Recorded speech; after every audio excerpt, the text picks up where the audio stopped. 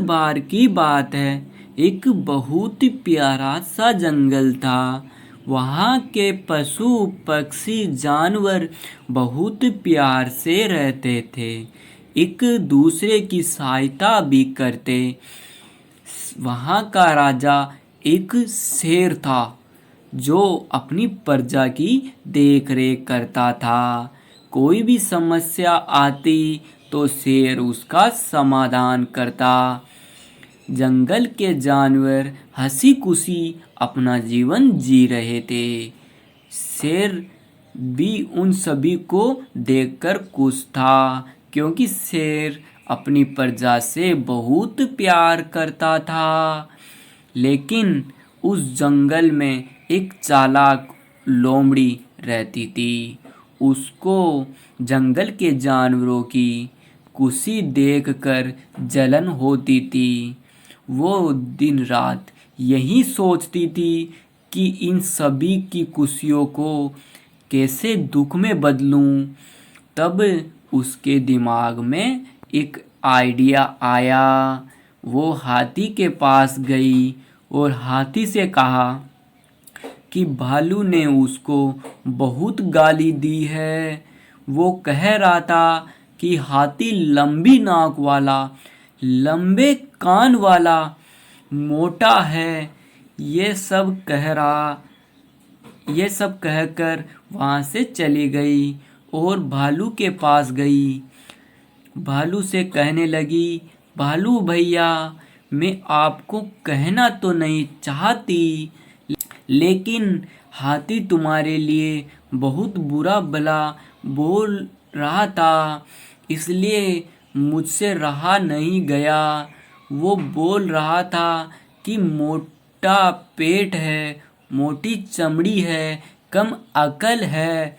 इतना कहकर लोमड़ी वहाँ से चली गई। अगले दिन जब भालू और हाथी रास्ते से जा रहे थे, वो एक दूसरे से कहने लगे, रास्ते से हट जा मोटे भालू। भालू ने कहा, लंबी नाक वाला हाथी, तू हट जा, मैं पहले आया हूँ। हाथी ने कहा, यह रास्ता तेरा नहीं है जो मैं हट जाऊं। कुछ देर बाद शेर भी वहां आ गया।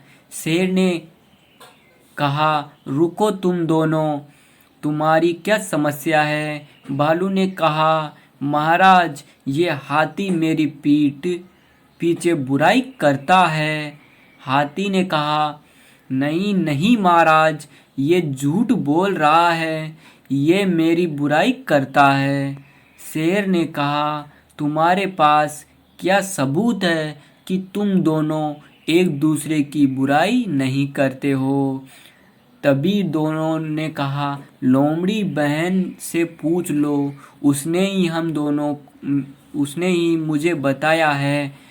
शेर ने लोमड़ी को बुलाया और हाथी से कहा, तुमको ये सब किसने कहा? हाथी ने कहा कि कल मेरे पास लोमड़ी बहन आई थी, उसने ही मुझे कहा था कि भालू तुम्हारी बुराई कर रहा है।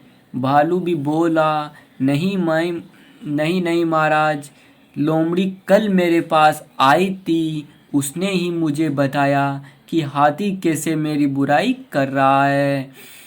शेर ने लोमड़ी से पूछा, क्या बात है लोमड़ी, मुझे सच सच बताना। लोमड़ी शेर के डर के कारण सच सच बोल दिया, इन दोनों के बीच लड़ाई मैंने ही कराई थी।